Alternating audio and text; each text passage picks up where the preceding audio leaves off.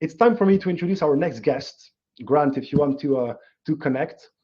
I'll introduce Grant Ecker, I was busy founder of piloting. the Chief Architect Network. Hey, Grant. Hey, great to hang out with you today. Grant is not, we cannot hear you very well, Grant. Oh, You're a bit distant. wonder why that is. Let me check. Okay, you're good now, I think. Okay.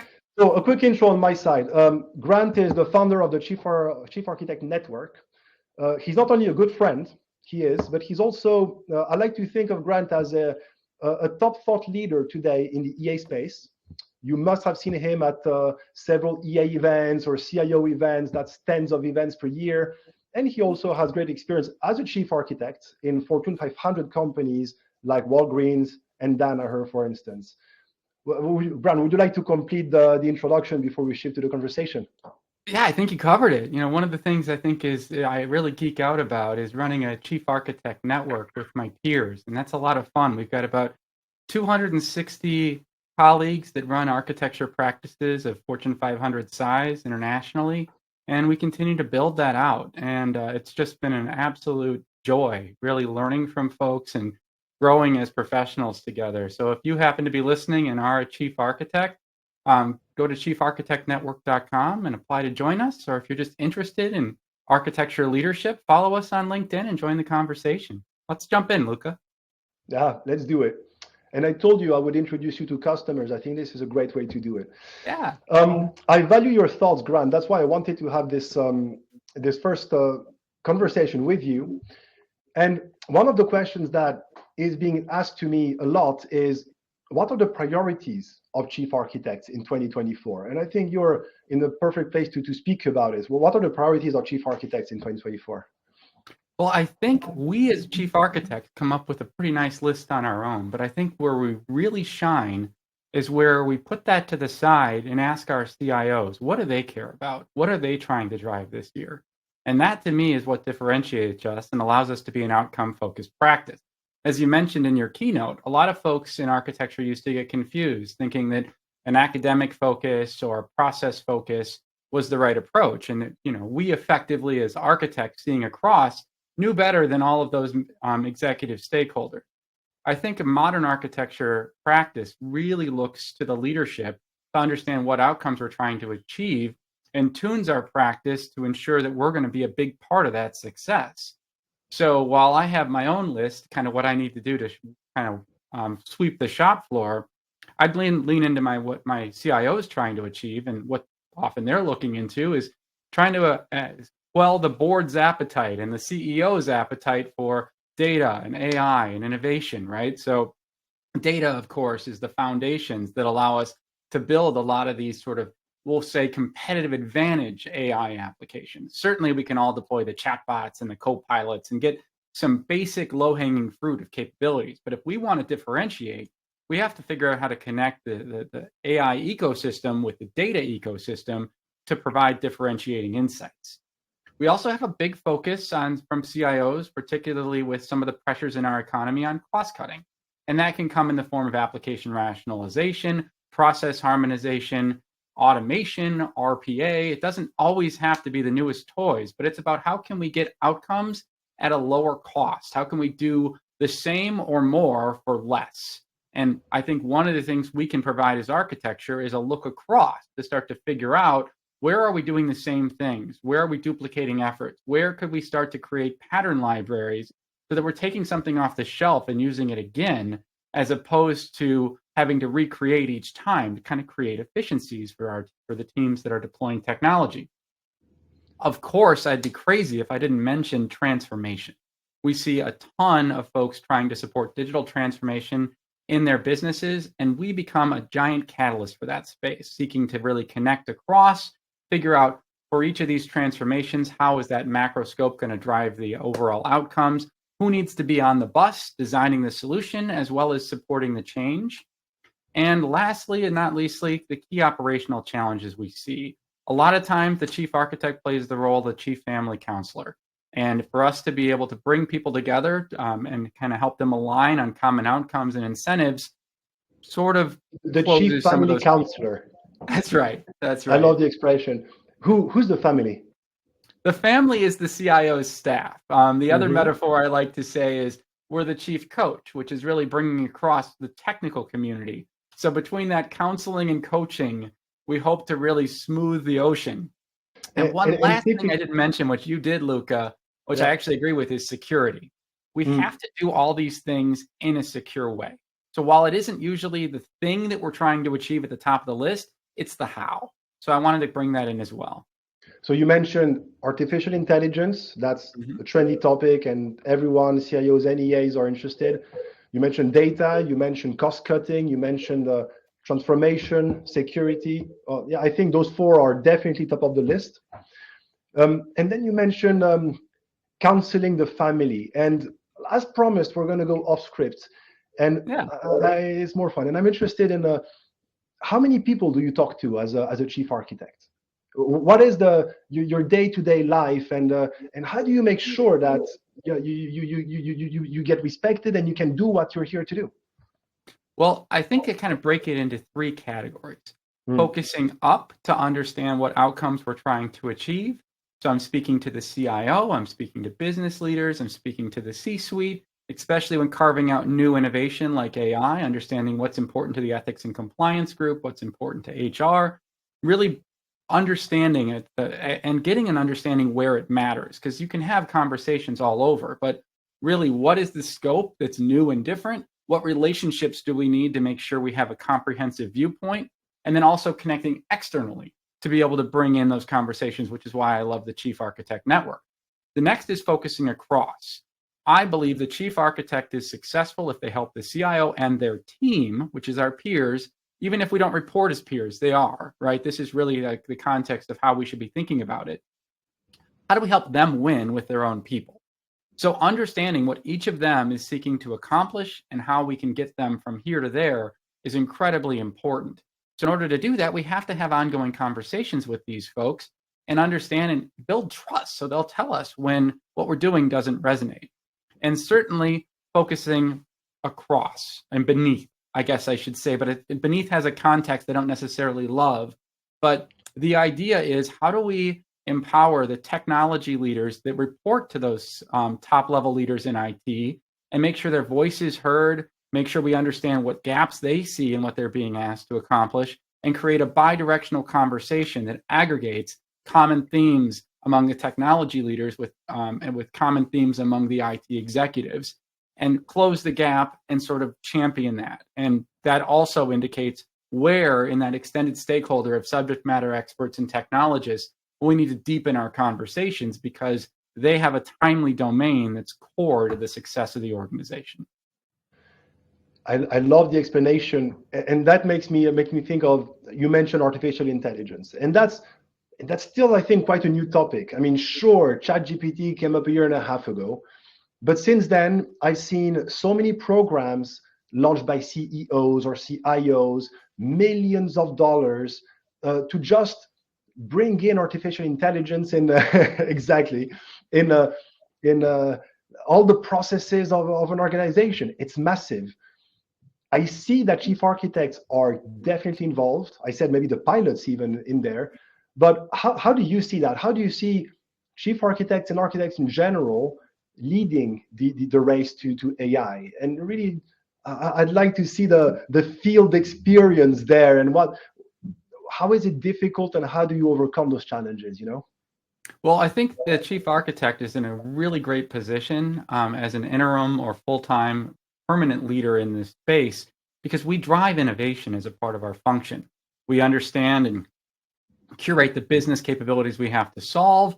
We start to understand and assess technology in the discover phase from external. We start to classify and understand which of those trade show apps are worth putting internally. And then we start to pilot and then incubate them as they move into what I call the architecture support zone, of where we have real execution teams built up and supporting that technology. So I see us sort of on the vanguard view, understanding what's coming and helping to really refine that pipeline so we can really bring in the right technology that's going to drive. And would you say on that line, if I may interrupt?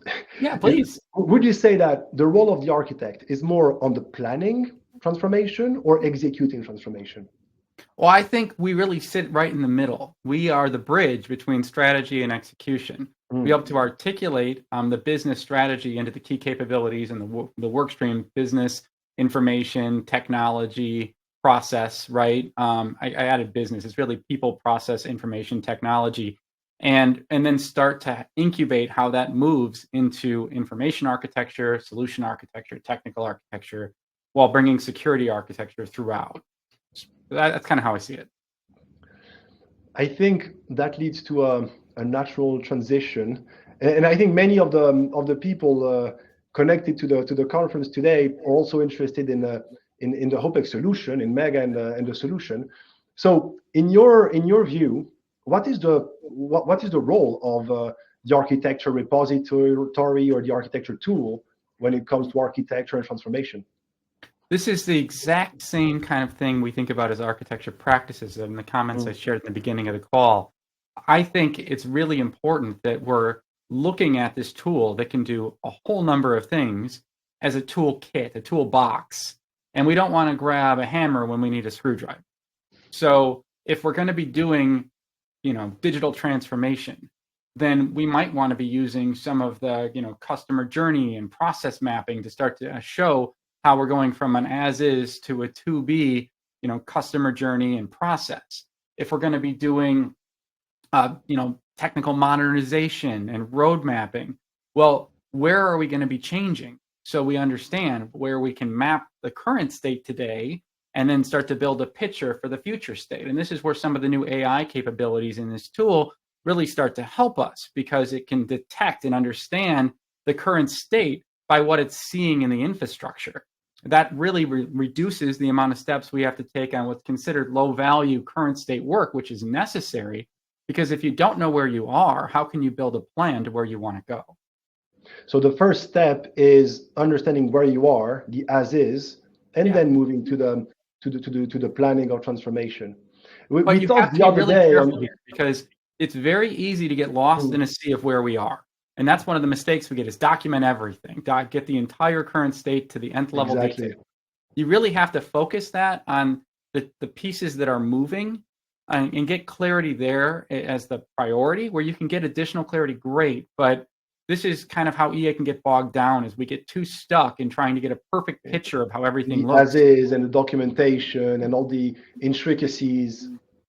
Where would you say is the must-have? What do you need to have as an architect documented to move forward? It really does depend on what the CIO is trying to achieve. And I think that's something we really have to be open to. If I think I need X, I must have Y, I need Z. Like, do you? Do you really? Like, look in the mirror really hard. What would happen if I didn't have it? Now, I'd say there's some things that really help, which is a capability model that allow us to understand our what and map that out. But there's different levels of, degrees of rigor in a business capability model. You can start with something from APQC and get pretty close. You can grab from a tool that can provide a template, or you can go to the granular level detail. So I think even something as simple as a business capability model, look at where the business needs you to go, look at where your leadership needs you to go. And I think just enough architecture is kind of the key to success, because it allows you to start to focus on the people around you and the other things you need to activate to really build that ecosystem to drive the business capability model, definitely one of the starters, even though it only gained maturity and adoption recently. And I guess the IT landscape, at least the application landscape, if you listen to if you read the Amazon 6 R's, the first thing they say is discover your applications first, so then you know what to migrate. Applications, capabilities. When we talk about transformation, because in the end you say that you have to adapt to your CIO's priorities, that's usually connected to transformation, whether it's AI or rationalization or another kind of transformation. And in the end, transformation is usually not just one thing. It's a connection of data, processes, IT. Would you say that your EA tool or EA repository can be the hub for digital transformation? Absolutely. I mean, 100%. I mean, if you're building all this stuff in PowerPoint and in manual tools, it's a lot of work and it's really easy to be inconsistent with yourself. So this is where tooling can really help you because it helps you build consistency and something that's rooted in a system that keeps track of the underlying movements in the environment and interconnection. We hear about data mesh. Well, that's what an architecture tool is. Pick up any piece of the mesh and the rest of the architecture puts itself in alignment with it. So can you do this without a tool? Sure. Can you build a house without construction equipment? It was done in the 1800s, right? But I think the more we have that helps us modernize our approach and focus on the thinking versus like the brute force of what it takes to build something, the better off we are. I see we're close to the end of the meeting, that the conversation, and Leslie is connecting. We have time for questions, Leslie, don't we? Yes, thank you, Luca and Grant, for this insightful exchange. It was cool to hear about the CIO expectations and the tools for excellence in EA. A lot of activity in the chat. Thanks, audience. It's great. Cool comments, questions, but we have to select. So the first question we want to propose for you, Grant, is could you comment on the role of a chief architect in the context of autonomous agile teams? Yes. So this is super important that we're paying attention to what our peers need. So if we're in a heavy agile environment, a dev-centric environment, we need to create agile architecture. Now, there's a number of methodologies out there that can help us do this. Some are more favorable to EA than others. But the fact is, how do we make ourselves a business partner and adapt to bring our approach to something that resonates for those stakeholders? Usually a technical architecture approach is really resonant, looking at the epics that are going to be architecturally significant and starting to plan out the design a couple sprints ahead. Whereas things that aren't architecturally significant, get the heck out of the way. Like, make it easy for these folks to choose their paint color and tile the kitchen. Those things aren't architecturally significant decisions. It's when they want to blow out the garage to an extra stall or they want to build another floor on the building. We got to spend some time together to do that thoughtfully. And if we do it right, then those agile teams actually value us as contributors in that work. And that's actually how we know we were successful. We check in, we do a net promoter score. Did you get value from the architecture engagement? If not, why not? If yes, what was great? And kind of not present policing, those outcomes together. What's that? It's not policing, it's enabling. Oh, we are enabling no matter what. We have to be enabling. Policing was never right, but we got by a decade ago doing it. But that is a aged approach, and if we're doing that, it's a reactive practice, which means you're missing so much upfront collaboration you needed to build in at the right time. Do you have time for more questions, Leslie? Actually, no, we're a bit behind already, and we just got started, but it's fascinating. Thanks again to both of you, Luca, for your keynote, Grant and Luca for this discussion. Thank you so much. I'll see you soon. Thanks, we'll guys. take it offline for the other answers. Bye, Grant. Thank you very much. Conversation continues.